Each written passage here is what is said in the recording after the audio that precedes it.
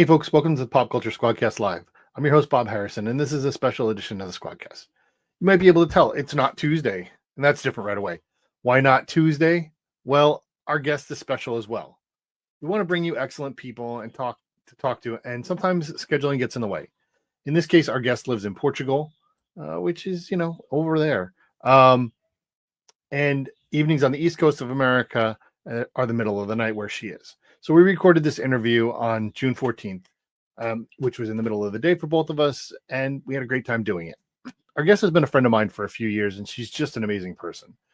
She's also one of the best editors in comics today, getting her start in DC Comics and then subsequently Vertigo in the mid-2000s, and then moving to Ahoy Comics when they just started. She's responsible for bringing us award-winning content, and I was excited to get to talk to her about all of those as well as a bunch of other things. Before we start the interview, I want to remind you to follow, subscribe, or do whatever you need to keep coming back so we can keep bringing you great interviews like this. You can find all of our contacts on popculturesquad.com. We are Pop Culture Squad, one word. You find us that way on most social media platforms.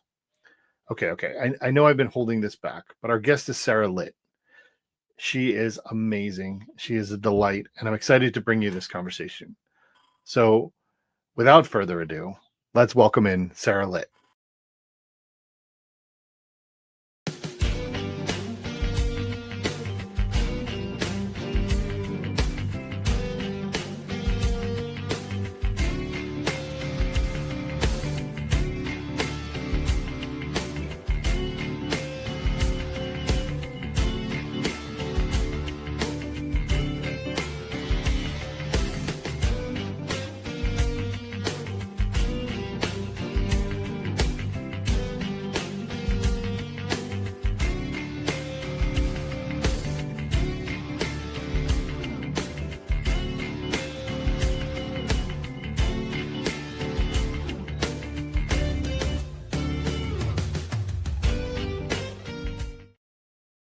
Hi, Sarah. Hi. Sorry, that like retrospective of stuff I've worked on is like it's a small little bit of it, but it's good stuff. Yeah, I mean, you've worked on stuff for over 15 years now, and it's been so many amazing comics that you've worked on and brought to life. What drew you to comics? I mean, historically, you went to NYU and you started in some working in editorial, and then you ended up at DC Comics. How did that work for you?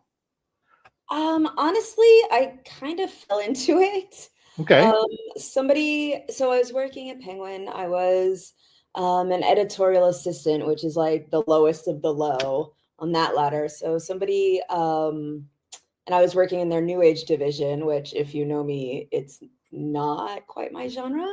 But somebody I know who was working with Joan Hilty at the time suggested that since Joan was moving to Vertigo, I should apply for the position of her assistant, and I would be assisting her and John Venkin. And they were going to start a new line of graphic novels. right, They did. It was a little short-lived, but they did. sure. There were And some good ones. yeah, definitely. And the rest is sort of history. Yeah. I'd say. So, was it a medium that you had affinity for at all, or when you were growing up, or? I liked comics, but I've always been more of a novel reader and a graphic novel reader because for me,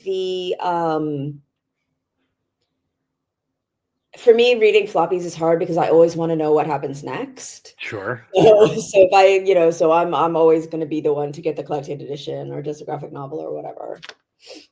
Okay, that's fair. I have no patience. Just give me the whole story.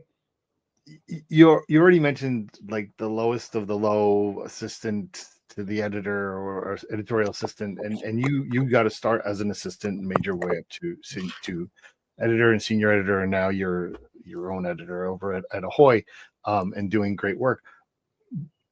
Do you think today that there is a sustainable role for young, inexperienced editors, a path to that? Is that something like I know, and I look back at some of the editors that I know and I'm friends with, they went through a similar path as you in terms of becoming an assistant, and then whatever. There's like associate assistant. There's like different levels of that, and then you become editor. Do you think that's something that people could do today? Has the industry changed away from that at all? I think the industry remains the same. I think, honestly, I think one of the sort of bigger issues is that the pay scale has not changed so terribly much, And whereas economy life has, has. Yeah, right? the economy has, and I think that that is really one of the sort of bigger one of the bigger issues, and I that's think not that, comics specifically, but it's sort of all of publishing. yeah, I mean, I think it's an obstacle to someone deciding to start a livelihood here, Yeah. especially in one of the non, you know, above the title roles. Um, do you think that the way that you gained experience is what helps you today? Like, do you think it was something that was really helpful, like working with Joan and some of the other editors you worked with, in terms of Oh, getting the idea of it? absolutely. I mean, you can't you can't just learn how to sort of deal with artists and writers and so many different personalities and avoid. You really have to kind of watch how it's done. You have to sort of adapt to different people's personalities. And the editing itself, I mean, when I sort of walked into comics, I was used to doing, more traditional publishing, and sort of seeing how it's done, making sure the things that were supposed to match up matched up, and the words and the pictures and the colors, and that everything. You really have to, something very valuable that I learned, not from Joan actually, but from Shelley Bond, was when you get the finished product right before it goes to press, when it's right in toward the very end of production, just scan each page from top to bottom. Like, you don't have to read it, just make sure that what's supposed to be on page 19 and the script is on page 19 in the book. And like, that's just a very good way to make sure that you're not sort of messing with pages, or nothing's gone completely wonky or anything like that. Yeah, Shelley's attention to detail is something that's she's known for. Well, let's Yeah. put it that way. Oh yeah. I want to talk more about comics, but I have you on, and we've been wanting to do this for a while. For people who are watching and don't know, we're recording this on a Saturday. We're going to get this later. This is like in the middle of the day for us, not normally when you're watching this live, because Sarah lives in Europe. And what is that about? You're an American woman who decided, hey, I'm going to go live in Portugal, and you kept your job and it's working for you. What led you to that, and how does it work for you? I When I was younger, I never really traveled very much because I was working, and I'm just the usual life things. I didn't want to be so far from my family, even though we lived in different states. They live in Miami, and I lived in New York. And I was working at Princeton Review as an editor for their book titles. And it was going through a lot of different owners, a lot of different changes, and when that happens within a company, there's always the concern for layoffs, and it was undergoing layoffs. The book department actually was kind of the only safe one, but as a company goes through layoffs, you get really worried about your own job. And so I was looking for jobs, and my supervisor, who's one of my very dear friends, was also looking for jobs, and we were looking for the same jobs. And I was like, this is silly. Like, I don't want to be competing with my friends. Let me figure something else out to do. And as I said, I hadn't really traveled much.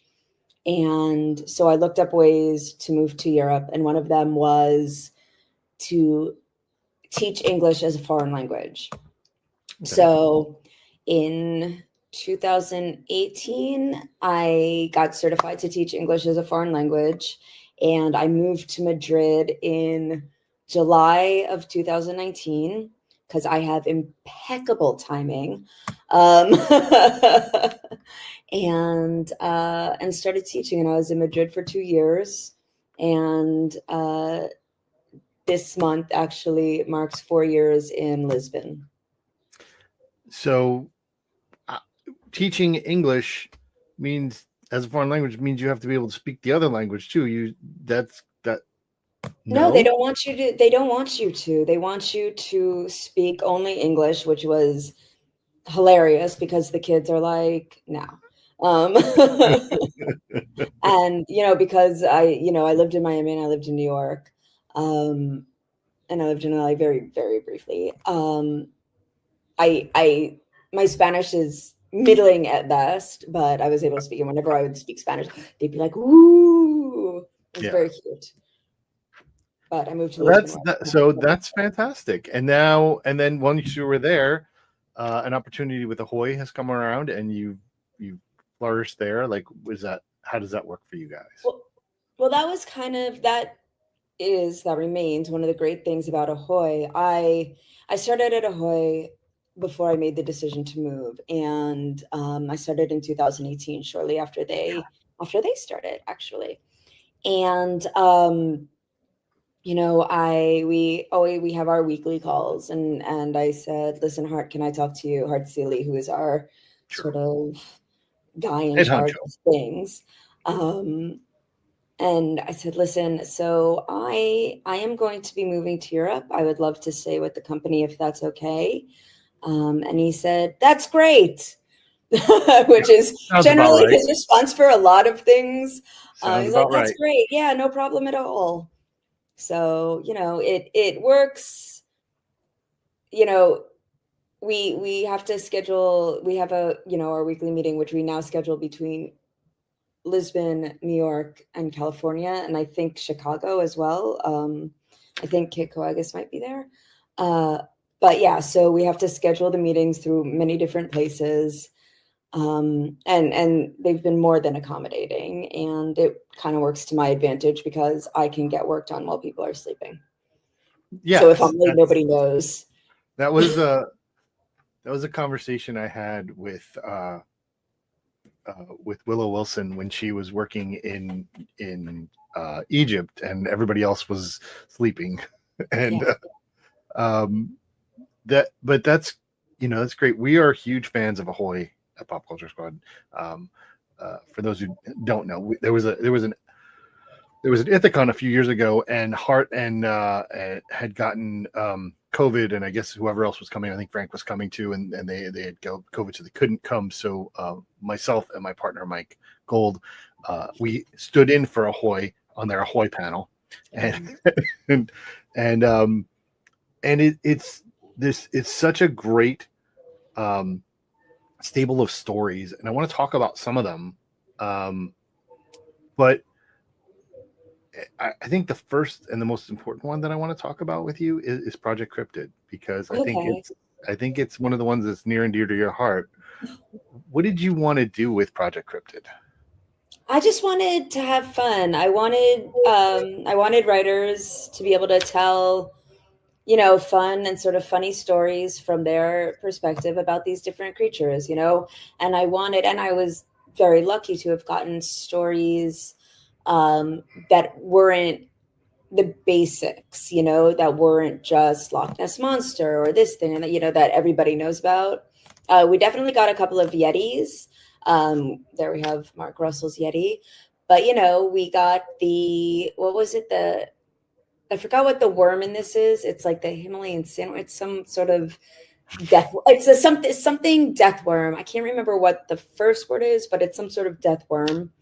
I got, and I got to read stories about different cryptids that I was unfamiliar with. But yeah, like I've always been a big fan of X-Files, and all sorts of sort of weird stories, and I just thought it'd be a good time. That's what I like. Have a good, like, my directive is always like, I don't know, get weird, have fun, Yes, I mean that it's very much that. I know that you've gotten so many people who have worked for Ahoy in other capacities to come and do things, and you've gotten, that must have been a lot of fun to kind of mash up creatives and get people who may not have had the opportunity to put something out there and bring people in. It also seems like it might have worked as a way to kind of try people out. Let's see what you can do here, and maybe we can get you something else later on. Is that fair? That's And that's a big part of it as well. I like to be able to give people a chance. If you're really interested, I want to be able to give you the opportunity to write something. Why not? It's one of the things I love about anthology type stuff, because it is that foot in the door thing, and it's one of the difficult parts about this industry. We talk about it all the time about, everybody wants to know, how do I get in? And Mark Waid has the famous, well, whenever somebody does get in, we figure it out and we close that door, so somebody's got to find a new door. But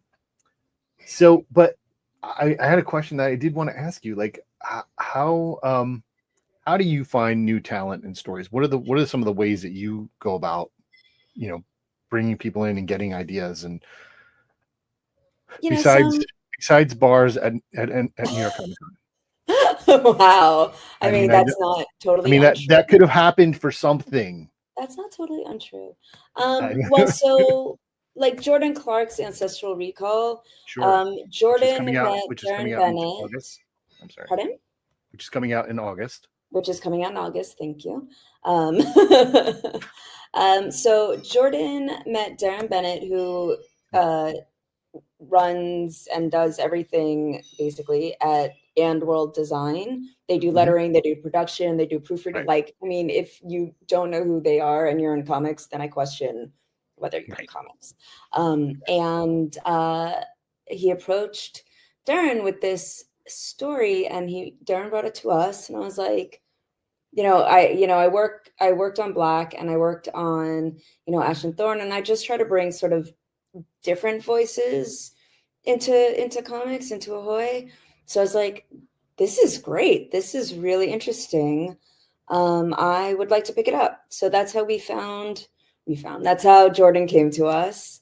A lot of it is definitely people you meet in the bar, but friends of friends, this person is really interested in a story, or this person wants to write this.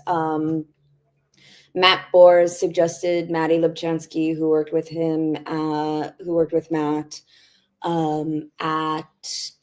at the Nib. So Maddie did a story for Project Cryptid. So there's no, I feel like there's no one way and there's no right way to sort of introduce yourself. I always tell the story because Liana Kengis is an absolutely delightful, marvelous human being. Yes. And when I met Liana, it was at a signing for the Mine anthology, the Mine Kickstarter anthology for Planned Parenthood, which I contributed to. And Liana said, I met Liana through another writer that I'd worked with, Vida. And Liana said, listen, I would shake your hand, but I have a cold. I'm really, really sorry. And this is like well before COVID, well before, Sure. That was what, 2017, 2018. Yeah, something like that. And that stuck with me. And the next opportunity I had to hire somebody, I sent an email to Liana, and I was like, hey, so there's a lot to be said for just generally being a nice person and not being a jerk, being entitled, for sure. I think that's great. I mean, it's one of the things about you that I've come to know, that you're incredibly welcoming to other people, and you're constantly always looking for a good story to be told. Is that fair? I try. I mean, what I think is a good story and what somebody else might think is a good story are two different things. But I do think that there's definitely some universal themes, like, archaic is definitely for a specific audience. But my mother, who is a single mother, when she read about it in the Ahoy newsletter, which everybody should subscribe to the Ahoy newsletter. It's delightful. She was like, "Oh my God, that's great. That's so exciting." And she wrote a review of the first issue for us for the newsletter. So, so I think that a lot of the stories we try to make them universal, but I also like to get out voices that just aren't always heard, especially within comics, because it can sometimes be off-putting. So I want to. What do you mean by a certain kind of audience? I love Archaic. I think it's got a very broad appeal. It has, but I don't know sort of what silo you would put it in. It's not necessarily superheroes. It's not necessarily. I think it's just overall a good story. Right. I mean, but I think that the age range of and maturity level of the reader is wide open. Yeah. I think that, the aspect, I think it's a wonderful story. I love it. I'm so glad you guys did it. Well, this is another one who was brought to us by somebody from Ahoy, Paul Cornell, actually. Right. When we were doing Project Cryptid, it said, "Oh, I have a friend." So I talked to Melissa for a while. We had a Zoom call for a while. Yeah. Melissa's great.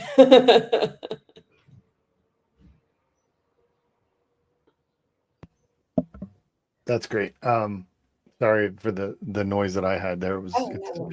This is not normal recording time, and there are alarms going on. I'm sorry.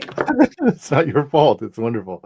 I want to touch on something else. So I really value your opinion on the world that we live in, and we all live in this world of comic books and this, global donut shop, as Mike would call it, that everybody knows everybody and was kind of in small enough community. But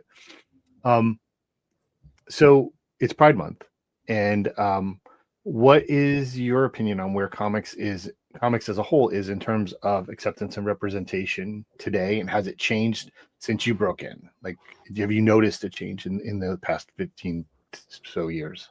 I think it's, there wasn't as much representation for sure, but there also weren't as many out creators. There was definitely, there was like Alison Bechdel, there was Joan Hilty, definitely did stuff in that realm. There was I can't remember his last name, Craig something, who did blankets.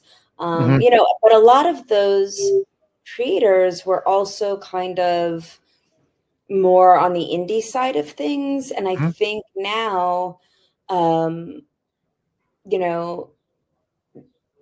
gay creators and gay comics of all types are more in the mainstream, which I think is terrific, because I think those stories should definitely be told. And I think being able to see yourself represented as a superhero is, especially if you're young and you're kind of trying to figure yourself out, like, I can't think of anything more important, especially, if you're, for whatever reason, not getting the support at home that you need to be able to find it in mass media. I think that's amazing. I think that's really great. And I'm glad that comics really does, I think even more than like film, really does kind of offer that representation.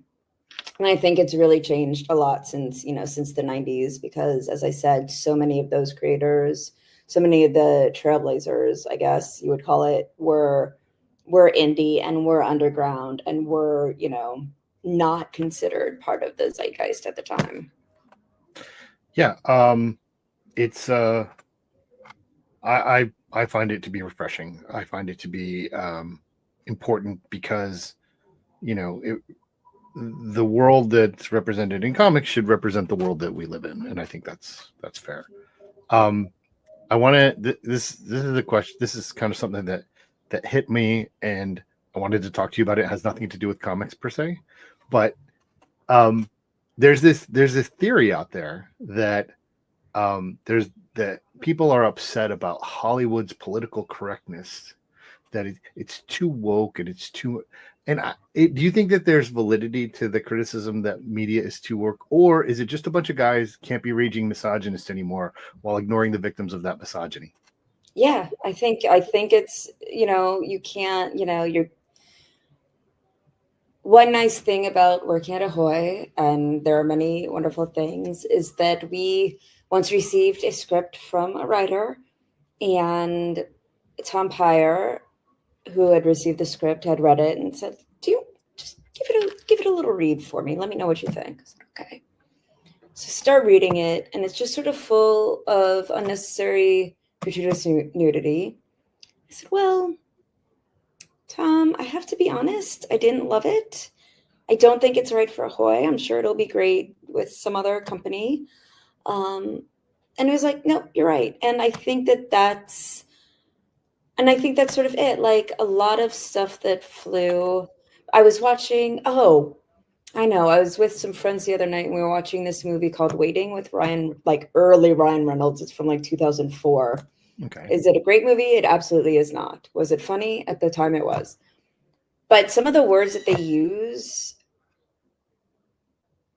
I sort of could physically feel myself like wincing at them, Yeah. because they're words that I would not use today, because honestly, like there's no call for it. There's no, you know, I think that as we become more aware of other people and the world around us, we sort of realize, I don't want to say we want to protect people because that's not the right word, but we want to make sure that everybody is treated equally. And, when we use certain terms or say certain things that currently we would be considered woke, we're not hurting anybody. We're making sure that somebody feels included and does not feel bad for themselves for whatever reason, for whatever reason they have, for whatever disability they might have, for whatever their body type might be, for whatever, religion, for whatever, their gender or sexuality or anything is. Like, there's no need for it. Like, let's grow up a little bit. We're not in third grade. We're not on the playground. Like, we're adults. Right. I mean, it's interesting. I'm gonna, well, listen, nobody cares what I'm saying, but it was Rupert Everett. It was Rupert Everett who was complaining about it, which I found to be funny. That's Yes. odd, but it kind of, in its way, it makes sense. Right. I know that there's a number of sort of out actors who were closeted in their youth in the 80s and 90s who do sort of have these views, and it's definitely weird, but not everybody wants the next generation to have what they did not have. Right. I mean, for me, in consuming things, whether it's story.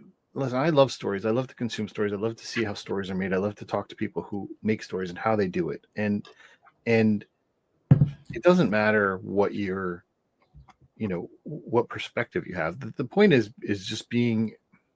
The point is being respectful of people. And if something needs to be said, and something may be uncomfortable, something may be, jarring for the sake of story, well, that makes sense. But let's put it in the context that, hey, this isn't okay.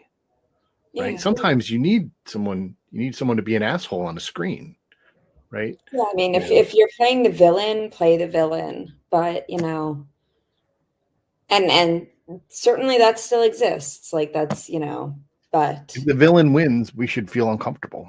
yes, we really should, and we should protest them on their birthdays. Which is today. So we're celebrating by protest. I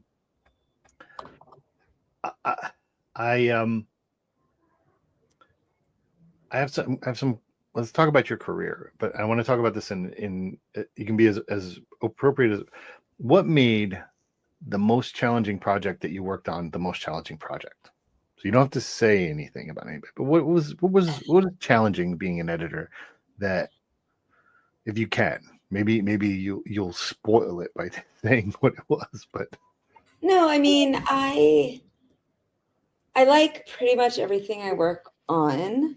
I'm very fortunate in that I do get to work on projects that I very specifically like and am interested in. Sure. And That's overall, fantastic. yes, I'm very lucky. But overall, there are definitely times when I have creators who are time management challenged, Sure. who I guess adhere to a vastly different calendar than the rest of us, and don't understand things like deadlines, which makes things very unpleasant for me because I don't like having to be the person who's like threatening you because you're not turning your work in, but I will if I have to. So yeah, so it's not projects, it's just the occasional artist, even the occasional writer. There's a writer that I work with, um, that is one of my absolute favorite people. I love them very dearly. But man, I'm like, hey, you want to get that work done? And they're like, yeah, okay. I'm like, all right, buddy. Well, let me know when that happens. Well, I mean, Or like, yeah, I'm working on it. Okay. there's it's definitely got to be different for you at a company like Ahoy, where there again you're in your own realm of working on things you want to, than being working for a larger company where you're an assistant, or a project gets assigned to you, from a higher level, where, and also you may have not as much say on who the cast is, right?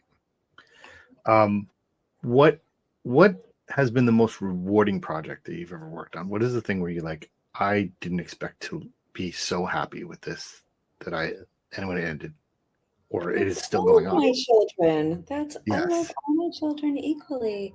Um, Blacksmith was great. Like the reception we got for it. I mean, the acclaim that Eric got and Wendell got and Liana, who did all of our covers.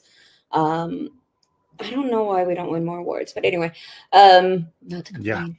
But that book was so wonderful. It was I remember it was coming out while I was driving from Spain to Lisbon with all my stuff to move, and I was in the car with two of my friends, and I was just reading the reviews, and I was like, it just brought me so much joy that like Eric's work was getting recognized, Is mine one of Uh, them? yes, I believe so. And I think this was before we knew each other. It Um, was. It was Liana who kind of put us together. I It was think an so, after yeah. Black. Yeah. Yeah, oh yeah, because it was at her party that she had Yes, during but she had Comic-Con. talked about you before we met. Oh, Like yeah, we had talked. so that Project Cryptid, of course, that definitely took off in a way I was not expecting. I was like, that was just for me, for my own entertainment. I'm ready for more. I mean, we can always keep going. We've got other ideas. We've got other things coming. Okay. Don't you worry. All And right. then, I mean, Black, it goes without saying, like that, we did the Kickstarter and it did so phenomenal. And, I've been friends with most of those guys for ages, and, um, and that I'm super proud of, just for the sheer fact that it came out and Exists. it was the success that it was, and the Yeah, story I that love it it. tells. I love that book too. I remember I was a background that Kickstarter originally, so it's just I'm so Oh, happy. So yeah. okay. What is it that you find about working with comic book creators that is the most interesting? Because you work with people who don't do the same thing that you do, right? So you're always interfacing with a different talent base. Like, what is the most interesting thing about that? And do you find yourself having to learn those skills that other people do, or be able to translate them between writer and artist, kind of thing? Um, that's an interesting question. I like to work with teams that are able to communicate with each other. So Mhm. like Wendell and Eric on Blacksmith, Right.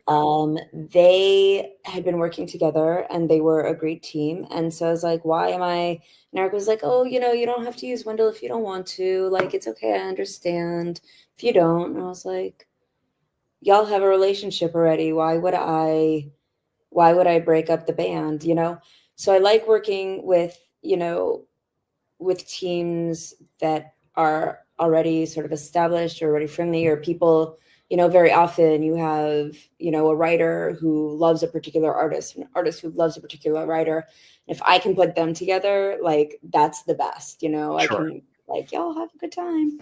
So one of the things I often ask a writer, because they're the ones who are coming to us with pitches, like, what artist, who is your like dream artist within financial reason, who would you like dream to work with, so I get a list, and hopefully somebody on that list works out, which is always fun.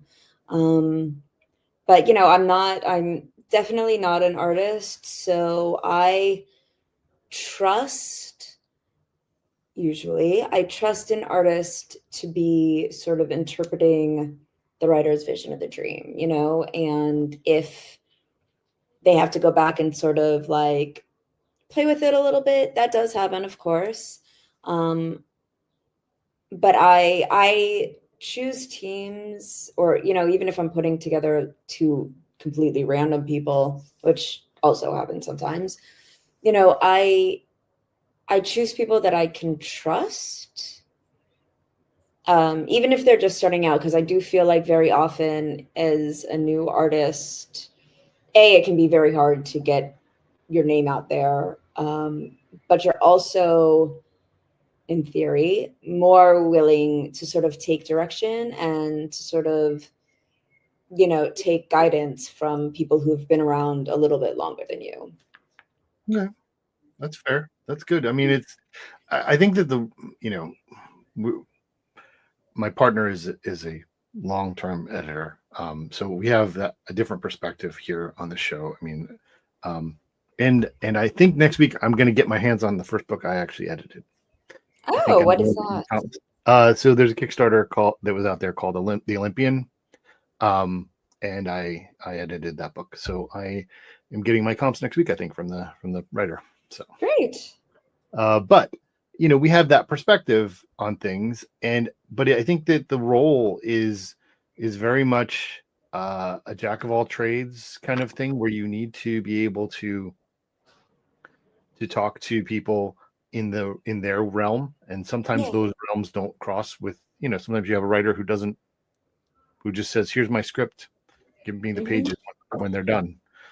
Sometimes a writer is much more particular about what's on each page. And do you find, is that a big part of the job, in terms of managing expectations between writer and artist, where an artist may say, hey, I need more than what you've given me, than what this script is, I need more in the script, or artist will say, this is too much, I'm just going to do what I think should be here? I guess I just have a lot of verbose writers. Because I've never had an artist tell me they need more. Um, you know, but but very often I will have an artist come back and say like, there's just too much on the page. This just isn't possible without the page being crowded, or you'll lose, some of the space for the balloons or whatever. So then we have to go back and I do appreciate that kind of feedback.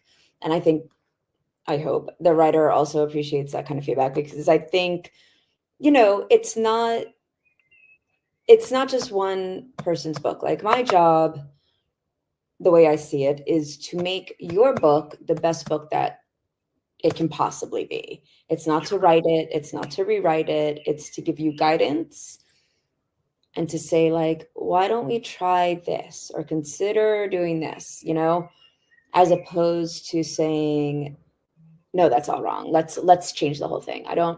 And I think that especially with comics, everybody kind of knows what they're doing. Well, You would hope, you would want. I mean, Everybody you get does to the know point where if you're hiring somebody for a company that you yeah. would think they know what they're doing. They've already crashed and burned on their indie book, right? Yeah. So so I do put a lot of trust in the people that I hire to say like, oh, this is a little too much for one page, or tell them if they make me draw one more freaking horse, I'm going to lose my mind, stuff like that. Although you will have Horses, Jamal cars. Iqbal, who will draw every single window on a skyscraper and every single person in a crowd scene because he's insane. But Yeah, well, that's Jamal, and we love him. yeah. I want to do a quick hit. Like I'm gonna like freeform or response. Just give me quick responses to one sentence about the book, some of the books you worked on at Ahoy. Just because I want your opinions, real quick. Okay. Right. So I'm gonna give you a name of a book, and you tell me one sentence what you think, what your opinion is of it. So, Billionaire Island. So much fun. Acid Chimp. I mean, no, that was pure fun. Blacksmith. Oh, I love it. I love it so much. Deadweights. A lot of fun. A lot of fun. Archaic. Delightful. Heartwarming. Yeah. Made my mom happy. Is she reading Howl? Does Howl make her happy too? I don't know if she's reading Howl, but she would, because that does seem to be right after Howl. That seems like that would be in her wheelhouse, right? Yeah. Ancestral Recall. So excited for this book. Yeah. So excited. Oh yeah. Well, we're gonna have Jordan Clark, the writer, on next month, so make sure everybody tunes in. But yeah, I'm excited for this book too. I've known about it for quite some time, and I was thrilled to see that it landed with you guys, and even more thrilled to see that you're working on it. So, so yeah, that's going to be something we'll be talking about shortly. I love the fact that you love your work so much. I mean, it's such a great thing. Like, you live this world in this amazing life where you're not having to deal with the horror that's going on in this country right now, and today particularly, and being part of this world. It's so wonderful.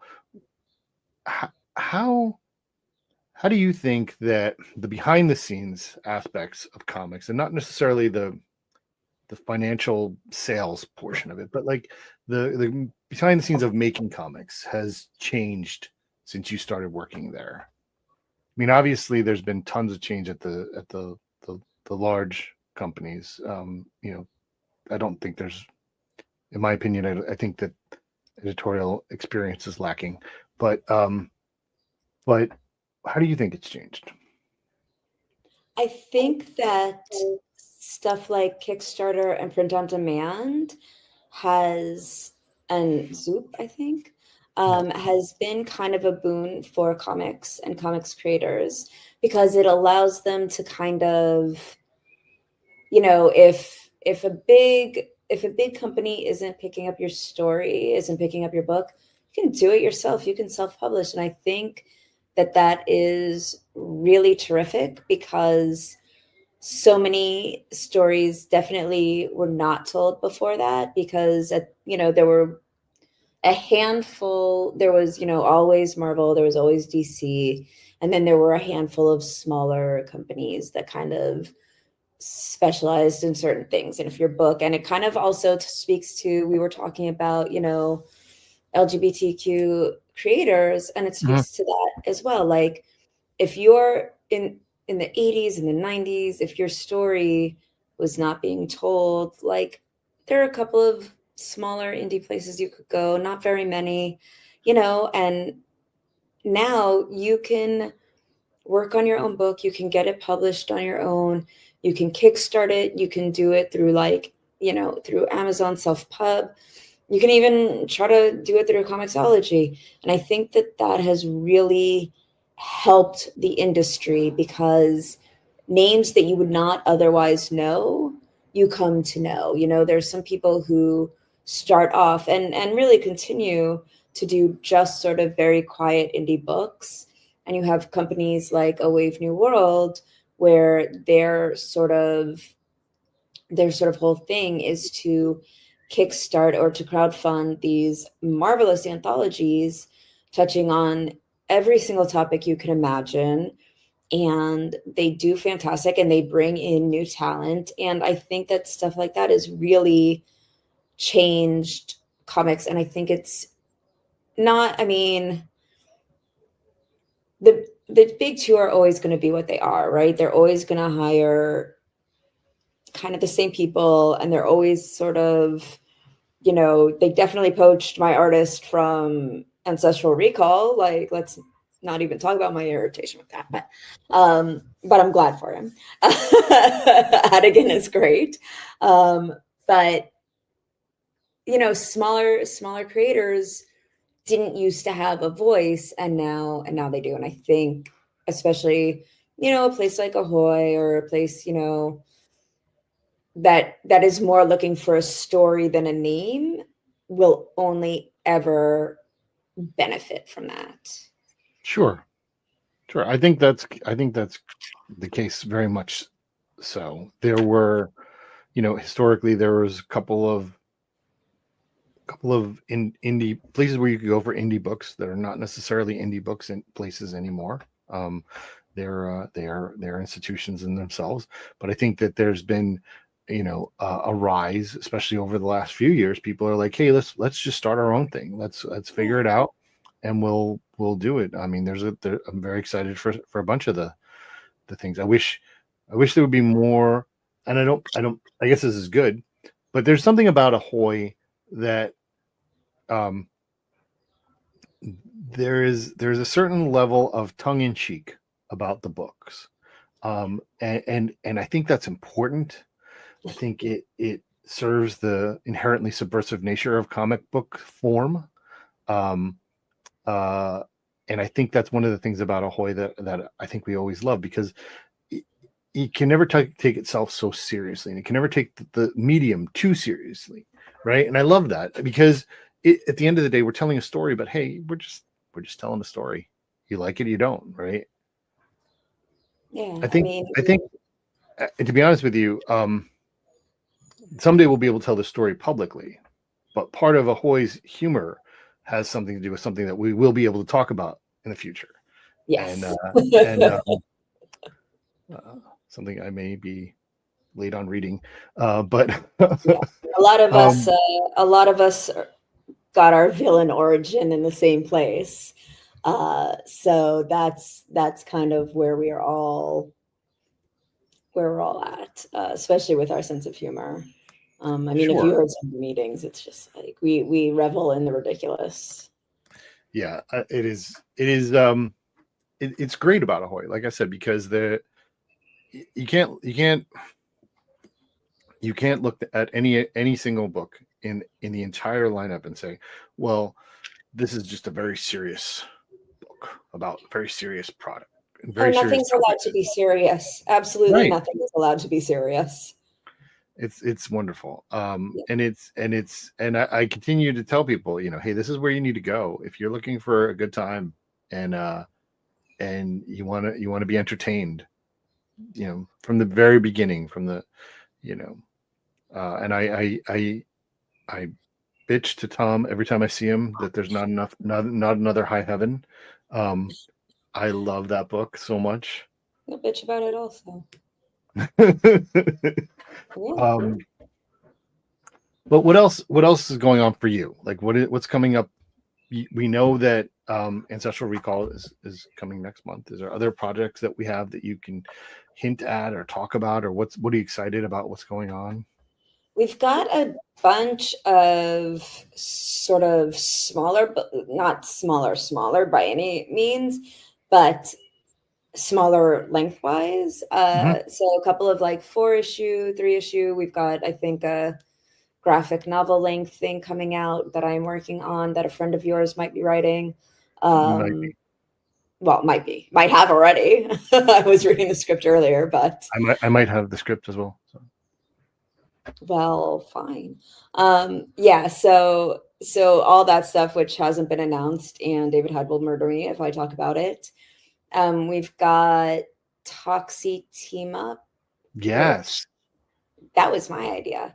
that is As a a joke, I great was just idea. like, why don't we just have him work with Jesus and see how that goes? And Tom was like, that's great. And I was like, God damn it. I love that. Can we get him to work with Blacksmith? Can we get that crossover? Oh, I'm sure Eric would love that. We should get that. We should get Toxie to talk to all of the people. To get the dog from Billionaire Island. Let's. Okay. No, we don't have the dog, do we? We have Acid Chimp. Okay, fine.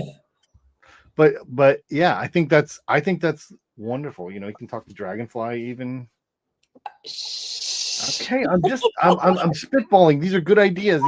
These are good ideas, and because I think they're good ideas, I'm sure you've already thought about them. I'm not asking you to confirm or deny anything. I wouldn't. I don't know what else. I don't even know what else I'm working on. My lord.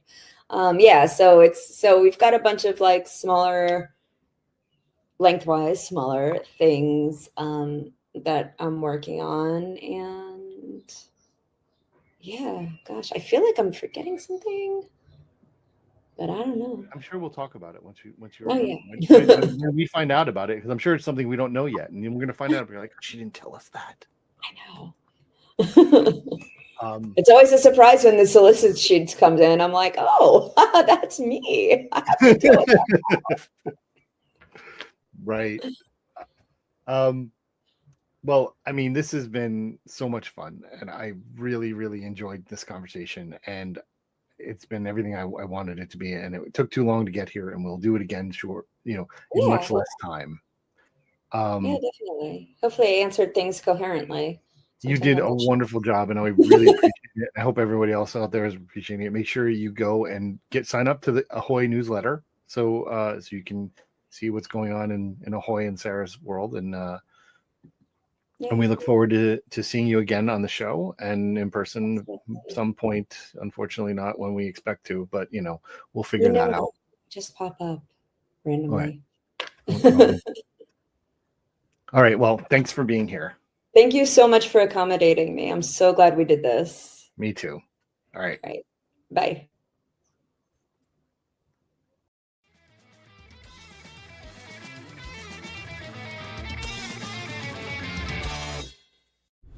This has been a production of the Pop Culture Squad Network. PopCultureSquad.com. How do you nerd?